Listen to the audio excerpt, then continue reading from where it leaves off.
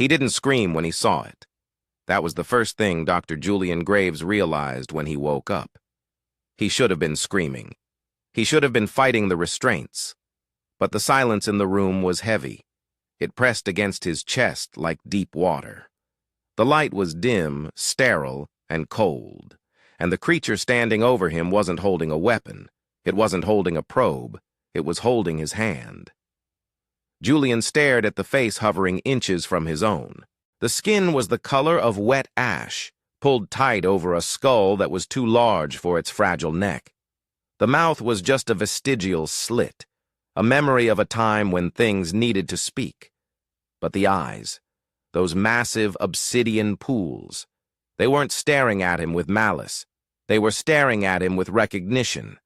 Julian felt a tear roll down the creature's cheek. It was thick, gelatinous, and gray. In that moment, the fear vanished, replaced by a nausea that hit him harder than any panic. Because he knew.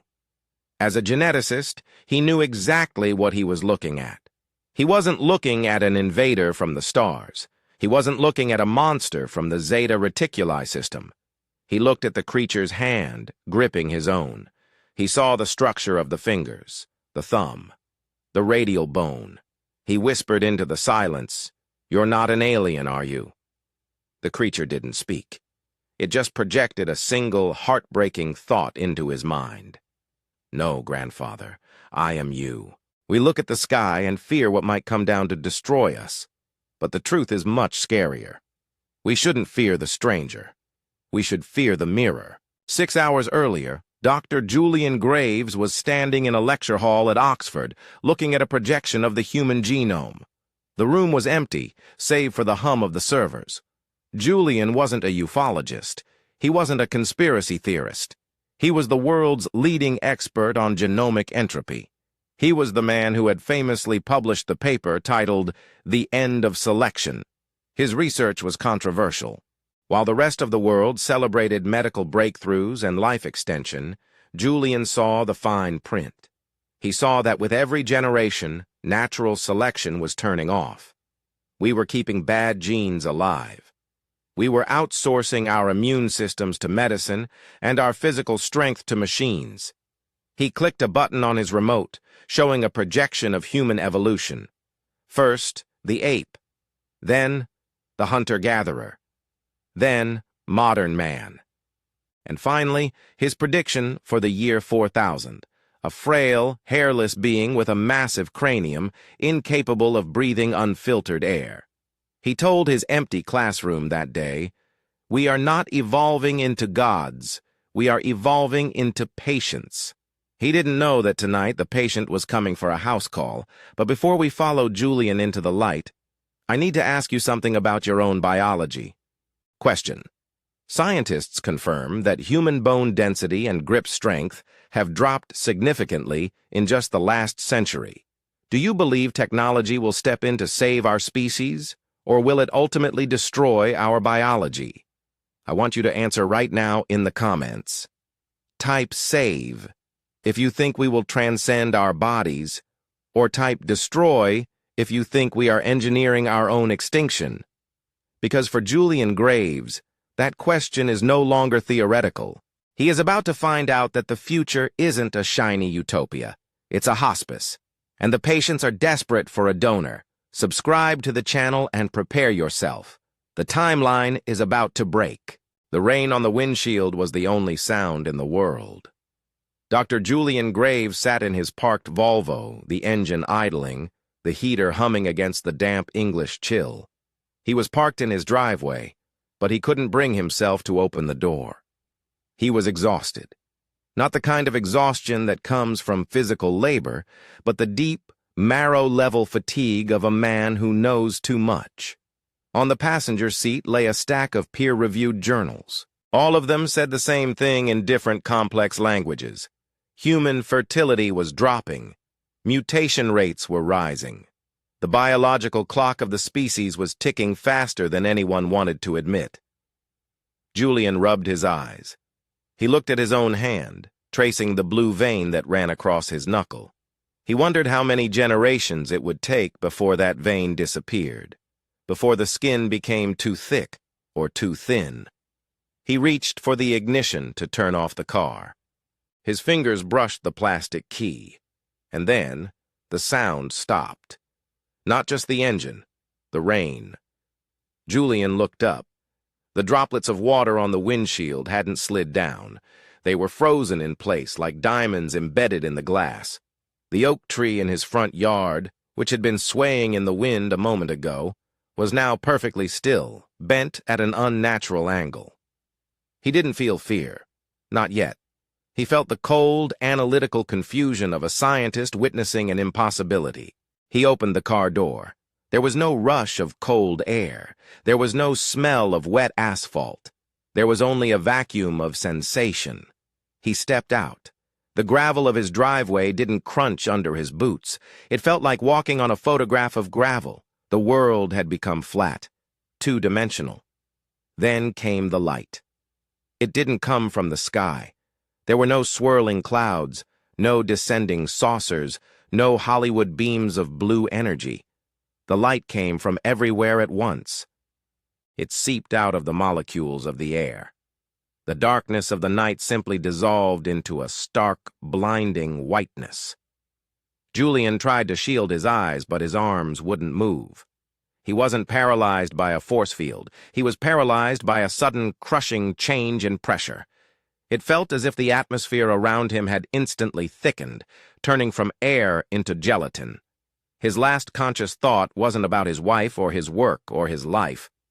It was a single, detached observation. The atmospheric pressure has just exceeded 30 psi. My lungs should be collapsing. Then the white swallowed him whole. Waking up was slow. It wasn't like waking from sleep. It was like being reassembled layer by layer. First the nervous system, then the pain receptors, then the ego. Julian gasped, his lungs fighting to pull in air that tasted metallic and sterile. It tasted like ozone and aspirin. He opened his eyes. He was lying on a table, but it wasn't cold metal. It was warm. The surface yielded to his weight, molding perfectly to his spine. It felt like organic memory foam. He sat up, his heart hammering against his ribs. He expected to see the interior of a spaceship, banks of blinking lights, jagged metal, complex machinery. Instead, he saw a hospital room. But it was a hospital designed by someone who had only seen pictures of one. The walls were a soft, seamless white, curving gently into the floor. There were no corners, no sharp edges. Everything was rounded, smoothed, and silent. To his left, a monitor floated in midair. It wasn't a screen. It was a projection of light, displaying a complex rotating structure. Julian squinted. It was a double helix. It was his double helix. He could see the familiar base pairs, the sugar-phosphate backbone. But as he watched, red markers began to appear on the DNA strand. Hundreds of them. They highlighted gaps, errors, degraded sequences. "It is beautiful." The voice didn't come from his ears. It echoed directly inside the center of his skull. It was a dry, rasping sound like dead leaves scraping across concrete. Julian spun around on the table. Standing in the doorway, or rather, the aperture that had dilated open in the wall, was a figure.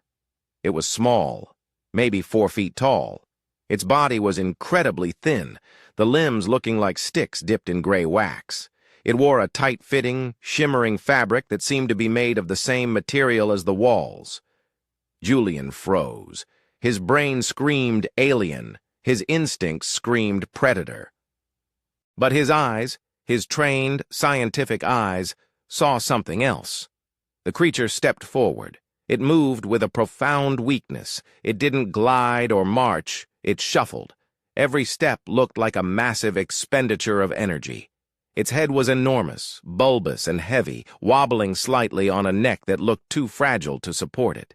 Julian pressed his back against the wall. "Stay back," he warned. His voice sounded loud and clumsy in the hushed room. The creature stopped. It raised a hand. Julian stared at the hand. 4 fingers, one thumb. The skin was gray and translucent, and he could see the dark veins pulsing beneath it. But the structure, the carpal bones, the phalanges, it was a human hand. Distorted, elongated, atrophied, but human. The creature tilted its head. The massive black eyes, devoid of any white, locked onto Julian's face. There was no malice in them. There was only a profound, crushing sadness. "Do not be afraid," the voice echoed in his mind again. It wasn't just words. It was a packet of emotion transferred directly into Julian's amygdala. He felt the creature's intention. It felt like a nurse trying to calm a frightened child. "What are you?" Julian whispered. "Where am I?" The creature didn't answer immediately. It shuffled closer, reaching for a floating tray that contained a small silver instrument. It looked like a syringe, but without a needle. "We are the children of the ash," the voice projected. "And you are the source." The creature pressed the device against Julian's arm. He flinched, expecting pain, but there was only a cool sensation, a hiss of air. "You're taking my blood," Julian said, watching the device fill with a bright crimson-red fluid. The color seemed shockingly vibrant in the gray, sterile room. The creature looked at the vial of blood with something that looked like reverence. It held the vial up to the light. The black eyes widened. It was staring at the blood like a starving man stares at a feast. "So rich," the voice whispered in Julian's mind. "So thick, so full of time." "Who are you?" Julian demanded, his fear giving way to his professional curiosity. "You have humanoid physiology, bilateral symmetry, opposable thumbs. Are you a chimera, a genetic hybrid?" The creature placed the vial on a floating console. It turned back to Julian. For the first time, the slit that served as its mouth twitched. A small, pathetic attempt at a smile. "You look for the differences," the creature projected. "You look for the alien. That is your programming. You see the gray skin and you think monster. You see the black eyes and you think void." The creature tapped its own chest, a hollow, thumping sound. "But look closer, Dr. Graves. Look at my chest. I have 2 lungs, though they are scarred by air you cannot yet imagine. I have a heart, though it beats twice as fast as yours to keep this failing body alive." The creature took a step closer. The smell coming off it was distinct. It didn't smell like outer space. It smelled like iodine. It smelled like chemotherapy. "I know your name," the creature said. "I know your wife, Catherine. I know you drive a Volvo. I know that you worry about the telomeres of your species." Julian felt the blood drain from his face. "How? How do you know that?" The creature reached out and touched Julian's forehead with a cold, dry finger. "I know," it said, the mental voice trembling with grief, "because my great-grandfather told me stories about you. He told me about the man who tried to warn the world, the man who saw the end coming." The wall behind the creature suddenly became transparent. Julian gasped. He expected to see stars. He expected to see the Earth from orbit, a blue marble hanging in the void. But he didn't see space. He saw a city, or what was left of one. Huge, monolithic towers of gray metal pierced a sky that was choked with thick brown clouds. There was no sun, just a diffuse, sickly yellow haze. The ground was a wasteland of dust and ruin. There were no trees, no green, no birds. It was a dead world, a graveyard. "Welcome to the year 4000, Dr. Graves," the creature whispered. "Welcome to Earth." Julian walked toward the window, his legs trembling. He looked down at the ruin of the planet. He saw movement down there. Thousands of them. Small gray figures shuffling through the dust, wearing respirators, moving between the biodomes. "This is," Julian stammered. "This is Earth?" "This is what is left," the creature replied. "After the wars, after the collapse, after the atmosphere turned against us." Julian turned back to the creature. He looked at the gray skin, the large eyes designed to see in the dim light of a nuclear winter. The small body evolved to consume less food in a world where nothing grows. The realization hit him like a physical blow. He fell to his knees. "You're not aliens," Julian whispered, tears welling in his eyes. The creature knelt beside him, placing a hand on his shoulder. "No," it said softly. "We are you." Julian stood up slowly, his knees cracking in the silence of the room. He looked out the window at the brown, swirling atmosphere of the future Earth. It looked like a bruised peach, rotting from the inside out. "How?" Julian asked. His voice was hoarse. "How did we let this happen? Was it nuclear war? Was it an asteroid?" The creature, this distant grandson, this ghost of humanity, shook its heavy head. "No," the voice echoed, sounding infinitely weary. "It was not a bang, Doctor. It was a whimper. It was comfort." The creature beckoned for Julian to follow. They walked down a long, white corridor. There were no doors, only smooth indentations in the walls. "You see," the creature projected, "you solved everything. In your time, and the century that followed, you solved all the problems. You cured cancer. You printed organs. You filtered the air in your city so perfectly that your lungs forgot how to fight.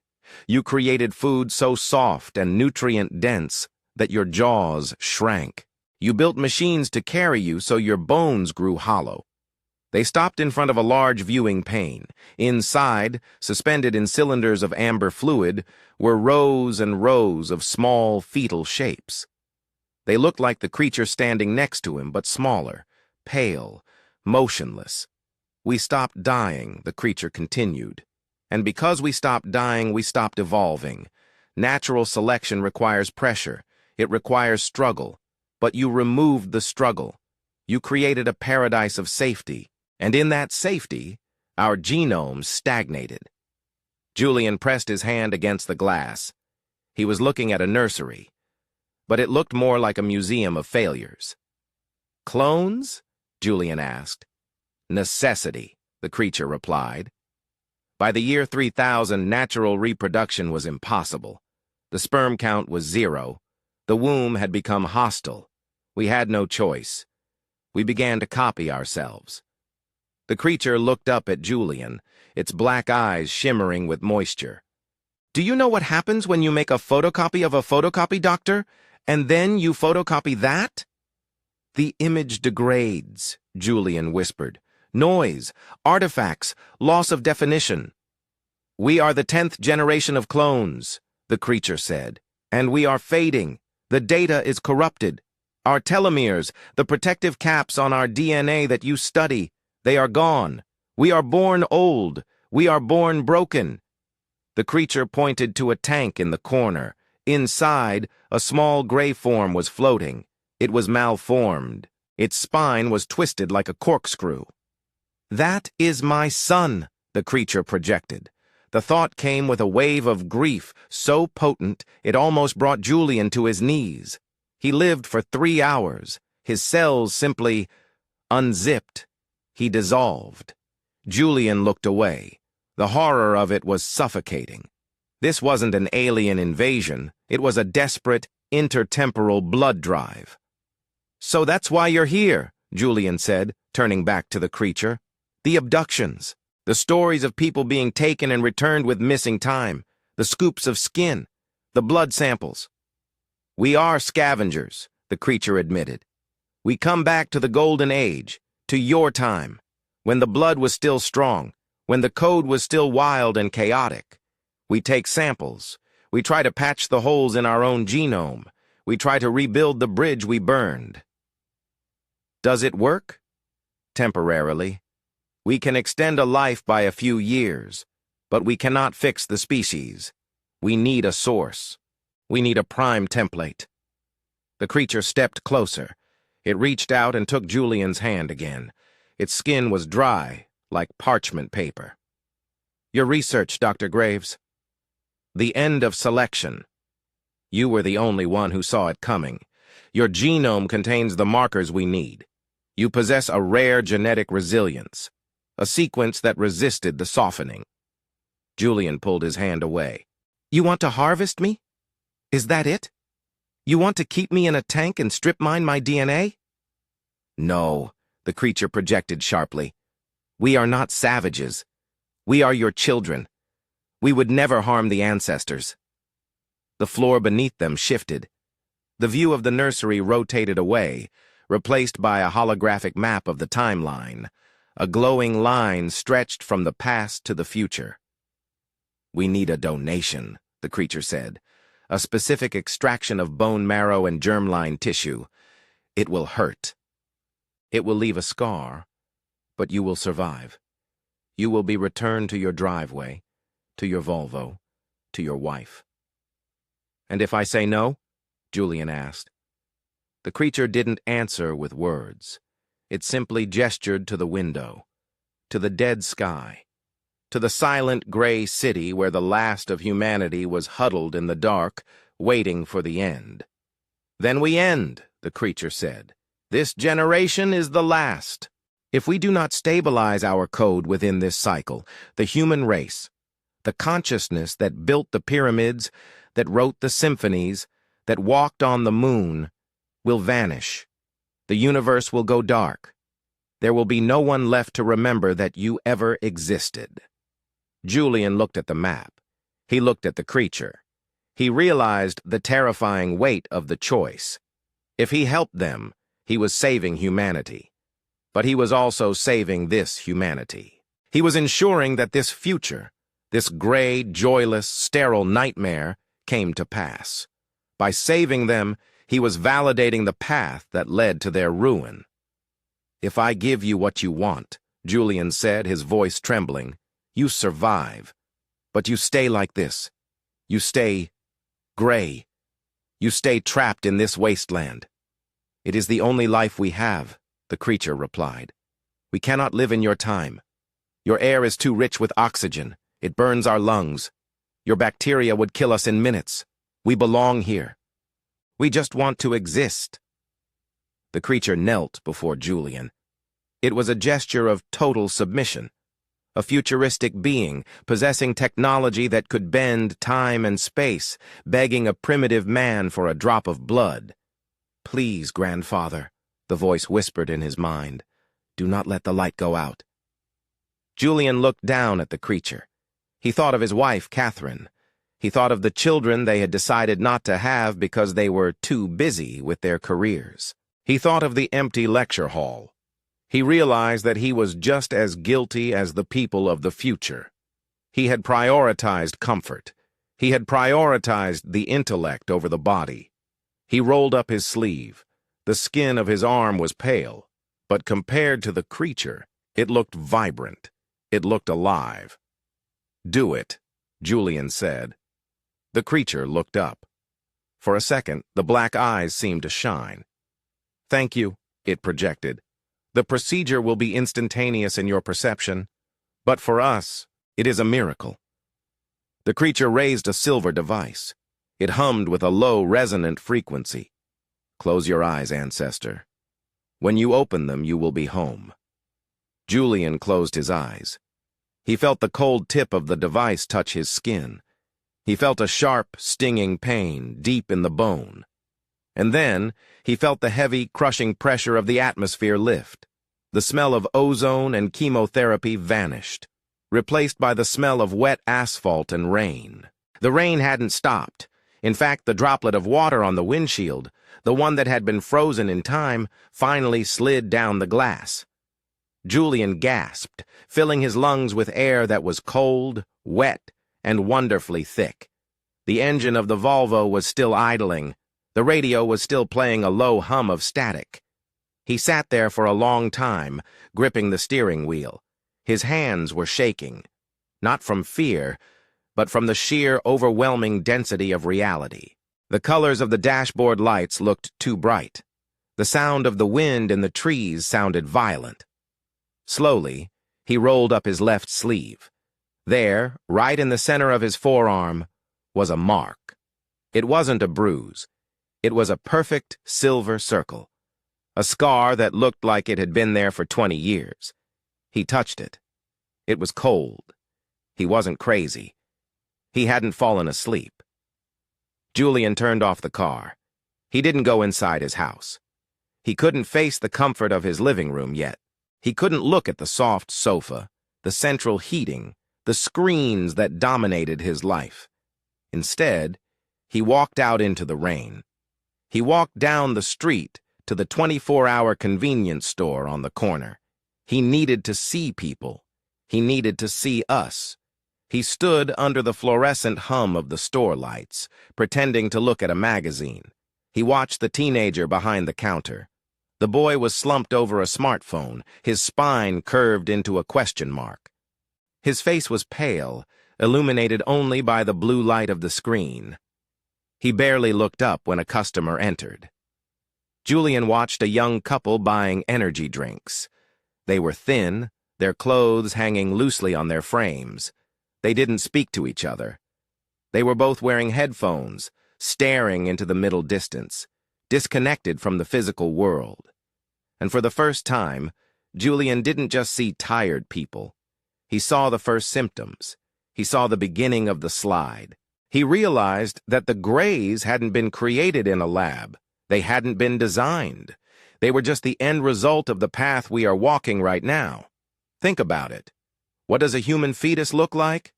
Large head, big eyes, small undefined limbs, grayish skin.